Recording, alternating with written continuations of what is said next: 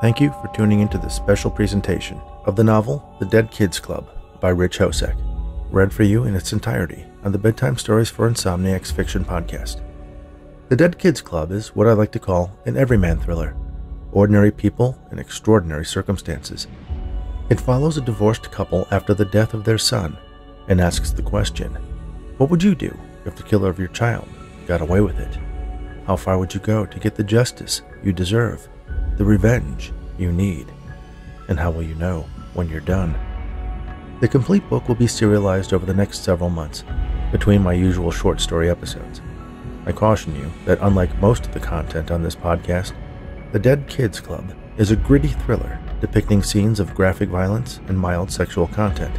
So, if you're sensitive to that type of material, you've been warned. Please visit bedtimestories.studio to subscribe to my mailing list so you don't miss any chapters of this unabridged audio presentation and news about my upcoming thriller, The 10th Ride. And now, Part 9 of The Dead Kids Club by Hosek. 3. At group, Tina and Larry are not there. Barb makes an announcement. The Portmans won't be joining us anymore. They sent me an email letting me know that they're moving and wish everyone the best.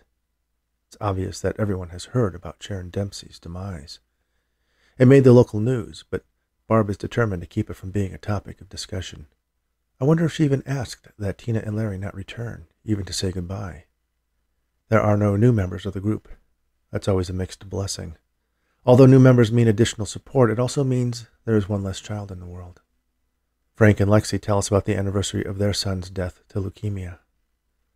Throughout it all, Lexi says through sobs, he was the one who comforted us. He wanted us to have some brothers and sisters for him that he could be a guardian angel for. To the very end, he always had a smile on his face when we walked into his room. The doctors and nurses told us that the kids are the strong ones. They couldn't do what they do if it wasn't for their spirit, even when things are bleak. Ronnie was everyone's favorite. We still hear from some of the nurses at the children's hospital. Then Yule and Wendy talk about going to a family reunion. There were photos at the event of the participants of previous reunions. Erica is one of the old ones, smiling gleefully delighted to have discovered a whole new batch of cousins to play with. Wendy puts her hand on Yule's. She loved playing baseball. We have this big family softball game at the reunion, and she always wanted to be the catcher because she got to throw the ball almost as much as the pitcher. We passed a ballpark the other day. Kids were playing. I saw a little girl that looked just like Erica. Same hair, in a ponytail, poking through that space in the back of her baseball cap. She sobs for a moment. We all allow a tear or two. How could one not? I wanted to go over there, to watch them, but... Yule squeezes her hand comfortingly. It's silly. One of the families had a dog. I remember Yule and Wendy telling their story some months back, how Erica had died in an accident at a block party, but they didn't go into much detail. It was a small dog, and there were kids playing with it, but it didn't matter. I saw what those beasts did to Erica. I know that those dogs were put down. I knew that this dog wasn't one of those. I grew up with dogs. We talked about getting a rescue for Erica when she was older. She loved them so much. But that man, what he did to those dogs, and what they did to Erica. Wendy falls silent. She closes her eyes and leans against Yule, unable to go on. I can tell by the looks on some of the other group members' faces that this is the first time they've heard any of this as well. Barb is the only one not looking at Yule and Wendy. She is staring directly at me. Sorry. I'm the one who thought we should share all of that with you, Yule says. You have all been very forthcoming about the tragedies in your lives. It's always felt like we were lying to all of you by holding it back. Some of you know our story, but I think we needed to say it out loud. Wendy nods to him. Yule steels himself for the words that come next. Our daughter had her throat ripped out by a pit bull. 2 other dogs ate parts of her as well before the police could rip them away. Wendy buries her face in Yule's chest, her sobs muffled by the fabric of his shirt. We had a closed casket. Most of her face was... Yule, you don't need to do this, Barb interrupted. Yes, we do, Barb. Isn't this what we're all here for? To support each other? to be a safe place to share our feelings and bare our souls. Barb opens her mouth to say something, but thinks better of it. The man who owned the dogs raised them for fighting. The children all knew to stay away from them, and there had been several occasions when they had escaped from their kennel and roamed the neighborhood. We complained to the police and animal control, and even tried to get the TV news to check it out. Everyone knew he had dogfights, but he knew people with the county. Every time there was a chance someone might do something, it just went away. He wasn't invited to the block party, but he showed up anyway, ignoring everyone's stares. He stuffed himself at the potluck buffet after adding a half-eaten bag of stale potato chips to the table. It was like he was throwing all of our efforts to shun him back in our faces. What we didn't think about at the time was while he was at the party, there was no one at his house. Wendy continues the story. You know how kids are. When a bunch of them get together, there's going to be someone who dares someone else to do something stupid. It wasn't Erica who did the daring or the doing, but she was there when another little girl climbed to the top of the fence surrounding the dog kennel. The dogs were chained up out of reach. The other kids kept on daring her to go further, to sit on top of the fence, to hang over the other side. They dared her to drop down in front of the dogs, but she was too afraid. There were 3 of them, snarling and pulling at their chains. She started swinging her legs back over, but she slipped, lost her grip, and fell to the ground inside the kennel. The dogs were straining on their chains. The girl was screaming and crying for help, and Erica... The words get stuck in her throat. She takes a deep breath, then continues. Erica climbed over the fence to help her. She got the girl up onto the fence, pushed her up to the top, and started climbing back over herself when the steel stake that was holding the dogs at bay finally pulled free. They grabbed her by the ankles and pulled her back. The other kids screamed, and some ran to get help, but the dogs were fast. They got their teeth around her throat. The medical examiner said it was quick, but I can't help think of the terror she must have been feeling, and I wonder what her last thoughts were. By the time anyone got there, it was too late. She prepares herself for the next sentence, determined to get it out despite the obvious pain it caused her. I don't think I could have done it. They had eaten her face, her tongue, chewed on her fingers. One dog had ripped open her stomach and pulled out her intestines across the dirty yard. The room is silent. Even Barb offers Wendy a compassionate look. Yule has his arm around Wendy. She buries her face in her hands and finally lets it all out. He wraps her up in his large, muscled arms, engulfing her, protecting her. He got a fine, Yule says. A $500 fine. And even that he's never paid, he says to us, explaining their frustration and pain. Heads shake in disbelief. Rebecca grabs my hand and squeezes. Wendy straightens herself up. Yule loosens his embrace, and she wipes the river of tears from her face with the back of her hand. I'm sorry. I know that was hard for everyone to hear. How hard was it to say?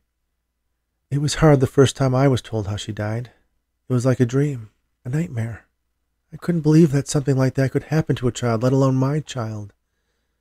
I still have dreams where I find Erica sleeping in her bed or dancing down the stairs for breakfast. I have those dreams, too, about Nick. We can't afford to move.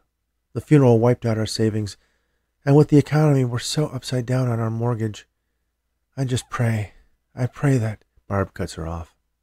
We all pray that God will grant you the strength to be there for your other children. She breaks into a warm smile that is comforting, while sending a clear message that what Wendy wants to say, how she prays to God not for strength, but for vengeance, will not be tolerated. Barb is our leader, our queen, and without saying another word, she makes sure we all know it. She dedicates the rest of the time to affirmations, coaxing fond memories and happy thoughts out of the group. She's good at it. More and more, she is taking the group back to the way it was before we joined. I scan the faces, happy to see that Barb's efforts have lifted the veil that falls over all of us whenever the conversation turns to unfulfilled justice and vengeance. The meeting ends. Old Harold is the first one out. I hadn't even noticed he was there. He moves with a purpose, to avoid talking with anyone. I think about following him, trying to start a conversation, when I hear my name and turn around. Can you help me take some stuff out to my car? Brian asks. Sure. He loads me up with the box that holds the coffee cups, sugar, creamer, spoons, while he packs up the coffee pots. He casts a glance back toward Barb, who was engaged in a conversation with some of the newer members, before urging me out the door. You heard about Sharon Dempsey? He asks once we're outside. We were there, I tell him, at my boss's lake house. It was all anyone in the town was talking about. Barb thinks the Portmans had something to do with it. What? That's crazy. I know. She even suspects that Amy had something to do with Cooper's death. How can she think that? She's bipolar. Keeps it in check with medication, but now and then she gets these fits of paranoia. I'm sorry. For the most part, she's okay. She won't admit it, but I think she's starting to think that closure is something that maybe she wants too. All this happy talk shit, sometimes it feels like a show. You know what I mean? I do. Knowing that Vitaly is dead is a whole lot better than knowing he's alive. You only had to deal with it for a few months. We've been marking the milestones in what would have been our daughter's life for over a decade. It wears on you. I expect him to start crying. I can hear it in his voice, but years of damming up emotions has made him impenetrable. Barb sneaks up behind me, puts a hand on my arm. I jump imperceptibly. Thanks for helping out, she says. No problem, I tell her. See you next week. See you then, she finishes, then guides Brian to the passenger door where he opens and closes it for her. He continues around the front of the car, conscious of her eyes following him. He doesn't look back as he gets into the driver's side, starts the car, then drives away. I see Rebecca say goodnight to Amy. She notices me standing alone in the parking lot, gives Amy a parting hug, and crosses to join me. What did Brian want? Just help with the boxes. Is it just me, or was Barb really weird tonight? And the whole thing with the Portmans? I think she feels like the group is slipping out of her control. Well, she has been running it for a long time. Maybe she needs a break. I don't know. She kind of is the group. I don't think it would last without her. We cross to the car and get in. I start it up and drive home, playing with the radio to fill the silence. That was some story Wendy told, Rebecca casually mentions. I can't imagine knowing that your child endured all that, I reply. And all he gets is a $500 fine, she adds. I realize where this conversation is going. Someone ought to do something about it, she says, in a way that almost dares me to challenge her. Rebecca, we talked about this. We've already tempted fate twice too many times than we should have. I know, I didn't mean us. I'm just saying, there's got to be something.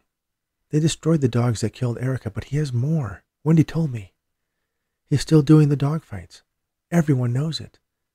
Maybe that writer guy you know could stir up some interest, shame someone into doing something. Eddie Horn? I don't know if this is in his wheelhouse. He's more of a mob guy. Doesn't hurt to ask. Okay, I'll give him a call. Thanks.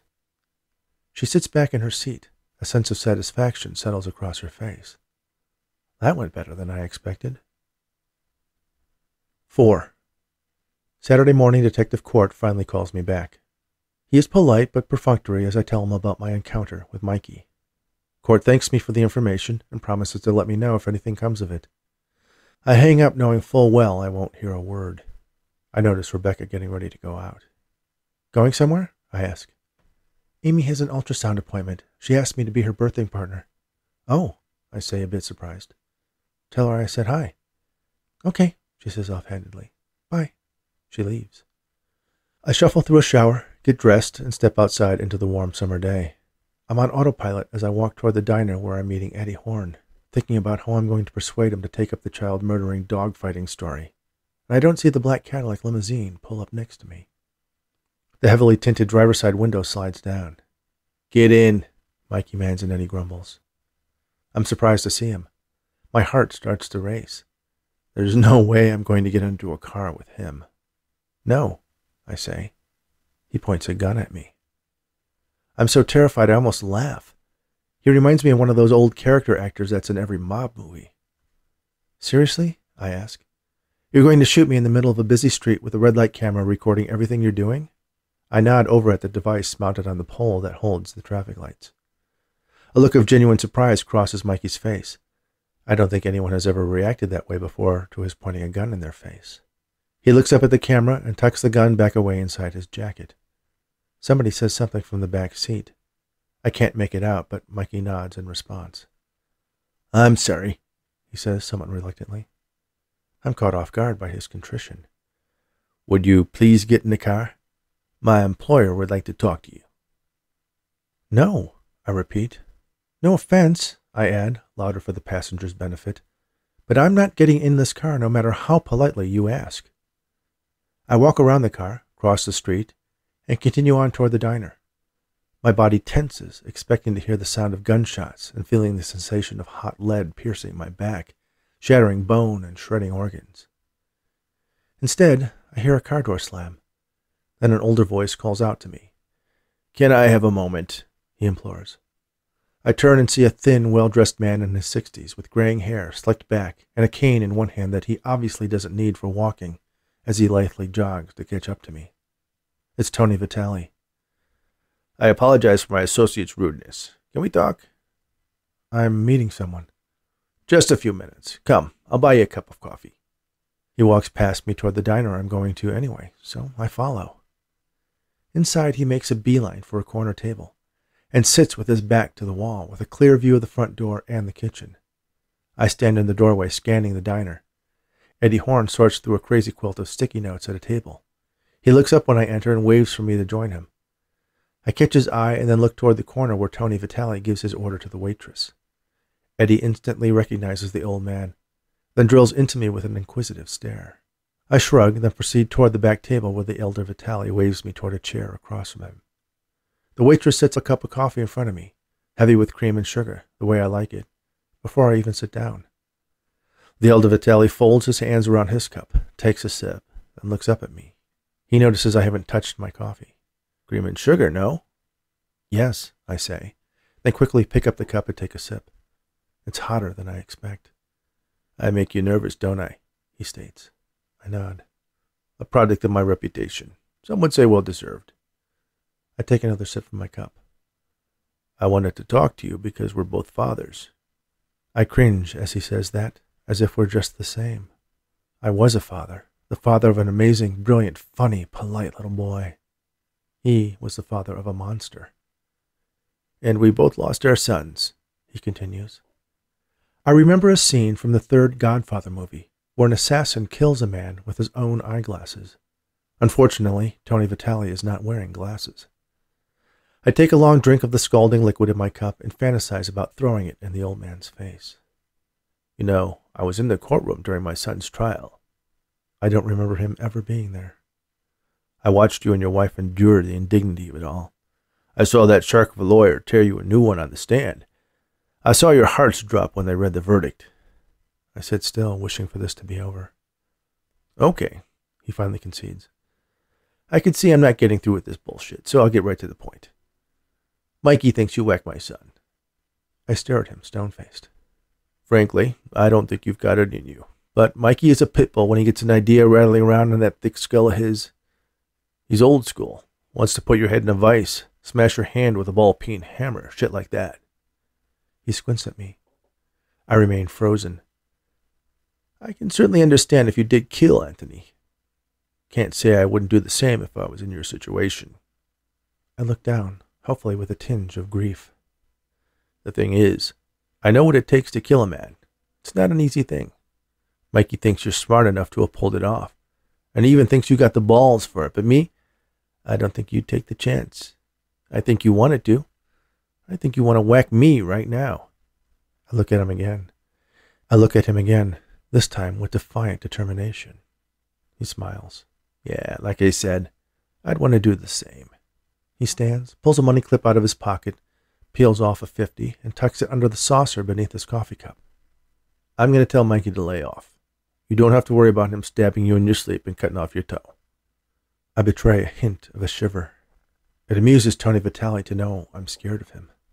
I wonder how amused he would be to know he's arrogantly dismissing his son's killer. But like I said, Mikey is, tenacious. So don't give him no reason to do nothing stupid. He grabs his cane and starts for the door, patting me on the shoulder as he passes. I turn and look toward the booth by the window where Eddie Horn is sitting, mouth agape, watching the notorious mobster stroll through the diner. I walk over to Eddie's booth and join him. What the hell? He asks incredulously. Do you know who that was? I give him a second to realize what a stupid question that is. Okay, obviously you know who he is. The conversation would have been pointless if you didn't. What did he want? He wanted to tell me he doesn't think I killed his son. Eddie takes a deep breath, absorbing the entire situation. Well, at least you got that going for you. We look at each other for a minute, then laugh. Yeah, I agree, there's that. Eddie grills me on the details of the conversation. I am happy to oblige. After all, I'm here to ask him for a favor. I tell Eddie the story of Erica Miller. He remembers reading about it back when it happened. It's not something he would normally pick up, but he has contacts in the business, stringers who might be interested. It's just the kind of story that could gain national traction. He promises to see what he can do. I thank him, and we order lunch, passing the time with small talk. He promises to get me a draft of his book, but first wants to add a bit to my chapter to include the scene in the diner. 5. The cast comes off, revealing a shockingly white arm underneath. Geez, looks like you had a serial killer's arm transplanted on, Roger jokes. I laugh, then pretend that it has a mind of its own and is reaching up to choke me. Roger had talked me into letting his neighbor, the doctor who had replaced the cast when it got wet in the lake, have the honor of removing it. We came up Friday afternoon, taking off from work a little early for a guy's weekend. Sarah and Rebecca's idea, actually. Sarah had some showcases she was doing, and Rebecca and Amy were off to the casinos, feeding money into digital slot machines. I twinge in pain as my muscles and joints protest being moved after weeks of immobility. I can give you a little something to grease the skids. May be stiff for a while yet, the doctor offers. He reaches into a drawer and pulls out a couple pain reliever samples and holds them out. I take them with my good hand and stuff them in my pocket. Thanks. Any time. My piece has been running like a dream since you worked your magic on it. You just needed a little spring cleaning. Is Roger bringing you to the game tonight? I glance over at Roger. Hadn't mentioned that yet, Roger confesses, then to me. We have a catch-as-you-can poker thing when enough of the wives are off doing other things. Friendly game, but the pots can get a little out of control when Doc is bluffing. You're always welcome to call me. Don't think I won't. Sarah had a very good month. The two of them share a laugh over a private joke. I smile. Poker might be right up my alley. After all, I've had quite a bit of practice lying to people's faces the last couple of months. 6. I come out a little ahead after 5 hours of poker at Roger's friend Jeffrey's house. He's an old-timer on the lake. The house he lives in was built by some dime store magnate who went bust during the Depression. Jeffrey's family were the caretakers, and, being frugal people, snatched the property up for a song. Jeffrey has 8 children, all waiting for him to die so they can fight over who gets the lake house. But Jeffrey tells me he's going to outlive all of them because he likes his grandkids better. Roger and I walk back to his lake house. I understand why he insisted we not drive. We're both too inebriated to operate a bicycle, let alone a car. Once we get back, he offers me a nightcap. What the hell, I think. Might as well make the most of our guys' weekend. We watch some mixed martial arts and fantasize how we would take down the sweaty, bleeding gladiators on the giant screen.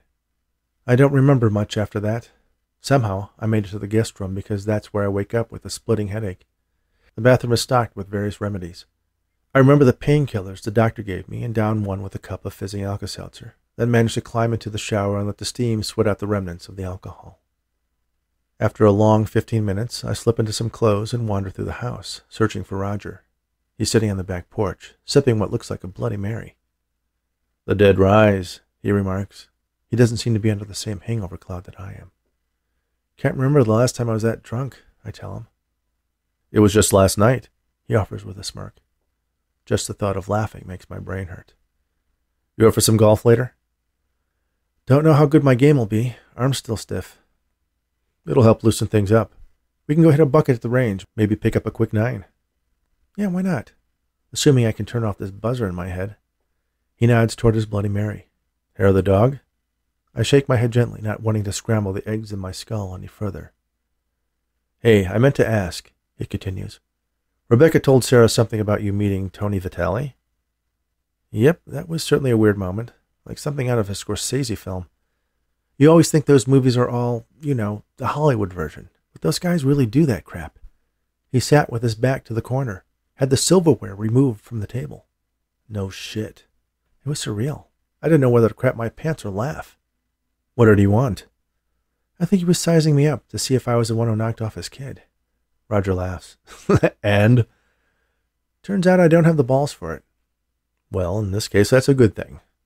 It is indeed. I sit back. The world spins. I'm going to make you something that will get you back on your beam in no time, Roger proclaims. He stands and heads toward the kitchen. I lean forward slowly and lay my head out on my arms. The morning sun warms the back of my neck. I hear a blender running inside. Then a couple minutes later, Roger returns with a tall glass of a green, foamy concoction. Drink this, he commands. All at once, don't sip, just chug it down. I'm too weak to challenge him, so I sit up, lift the glass to my mouth. It has a minty smell to it, and although it doesn't taste too bad going down, it finishes with a bitter punch that sends a spasmodic shiver down my spine. Trust me, go lay down for half an hour and you'll be right as rain. What does that even mean, right as rain? I ask. Fuck if I know. Go. Don't make me carry you back to bed because I seriously couldn't do it. You look like you put on a few pounds. I push myself up out of the chair. By the time I get back to my bed, the pounding in my head subsides to a distant thunder. 7. I wake to the ringing of my phone. It goes to voicemail before I can pick up. It's Rebecca. I sit up amazed to find my hangover all but gone. I check the time. I've been sleeping for a little under an hour. Got to get that remedy from Roger. I call Rebecca right back, but it goes to her voicemail. I leave a quick message about heading out to the golf course to try out my newly unencumbered arm, then change into something more appropriate for country club golf and find Roger. We run into another of his poker buddies from the previous night. Despite Roger's miracle smoothie, I still feel like I'm wearing a wet burlap bag, but these guys look like they've just gotten back from a spa. I wonder if that's just another Friday night for them. My arm loosens quickly after a few swings, but my shots all slice viciously. The pro sees my predicament, suggests an adjustment that straightens things out quite a bit. It's an old-school course. We walk it while caddies carry our bags and offer their expert advice on how to approach the next shot and how the greens are playing. I even managed to win a couple holes in our friendly skins game, but lose back all my poker winnings and then some on side bets. We dine at the clubhouse, then Roger invites some of the guys back to his place. He's got baseball on the big screen. I stick to beer for the rest of the night, and in the morning I'm right as rain. Roger convinces me to stay for lunch. He grills copious amounts of meat, which we eat with an unhealthy side of home fries and margaritas. It's well past 5 when I hit the road. I get home a couple hours later. There is no sign that Rebecca has returned from her casino trip. She and Amy have likely fallen prey to the outlet malls that lay in waiting on the route between here and there for gamblers who are either flush with slot machine winnings or in need of a little something to soften the blow of losing. I fire up the computer and catch up on some tech blogs I read regularly, stumble upon some stuff that might be useful for work. I find myself falling back into my old life more and more each day, and I manage to convince myself that my life didn't end when Nick's did. It changed forever, but it's still going on. Those people who tell you he would have wanted you to keep on going just might be onto something. 8. Rebecca wakes me, not with a gentle nudge while whispering my name in my ear like she would if I slept through my alarm. She wakes me with lustful nibbles along my neck that traverse my chest and wander down to where she has my full attention. She teases me to the point of climax, then backs down again. She swings her body around so I can return the favor while she continues pleasing me. I know her body well enough that I can predict almost to the moment when she loses interest in gratifying me to concentrate on her own building orgasm. She flips around and straddles my face. My hand reaches around to pull her in close. Then my fingers trace light lines on her skin as they wander toward her breasts, teasing her nipples as she positions herself so I can best take her close to climax. She pulls back, leans down, and kisses me. She is voracious tonight. As she sucks my tongue into her mouth, she guides me inside her and starts sliding her body up and down along mine. There's a layer of sweat between us that amplifies the sensation, as her hard nipples seem to cut grooves into my chest. Our mouths are still joined, still hungrily devouring each other. I grab her tightly so I can roll us over. Now I'm on top and it's my turn. She lifts her hips to change the angle of my penetration slightly, and I increase the tempo, switching from shallow, slow strokes to deep, pounding thrusts. She moans plaintively, digging her nails into my skin as her back arches and she quivers at the moment I release. I realize I've been holding my breath and take a couple of deep ones as my head swims from the rush of endorphins flooding my brain. I collapse on top of her, exhausted to the point of unconsciousness. I'm reminded of the days when Rebecca and I were dating, when passionate sex like this was a nightly routine rather than a once-in-a-while thing. But even this has another dimension to it. Ever since that night at Sierra Winds Resort, and that evening after we got my arm set at the hospital, and the weekend at the lake, I'm suddenly wide awake. I slide off Rebecca. She's still lost in bliss, her hair splayed out over the pillow, a satisfied grin gracing her lips. Then it hits me. Who did you kill? Thank you for listening to the Dead Kids Club on the Bedtime Stories for Insomniacs Fiction podcast. If you are enjoying this free presentation, I hope you'll take a moment to subscribe to this podcast on your favorite podcast app or Audible and sign up for my email list at bedtimestories.studio. Make sure you rate and review on the apps that allow it, and share this podcast with anyone you know who enjoys audiobooks. You can also show your support by purchasing this or any of my other books in paperback or ebook editions on Amazon, or the complete audiobooks on Audible. And lastly, if you're a fan of paranormal mysteries, I hope you'll also check out the award-winning Rainy Day Investigation book series, co-written with Arnold Runnick and Lloyd Auerbach, at rainyandday.com. That's RANEYANDAYE.com. Thanks again, and all the very best.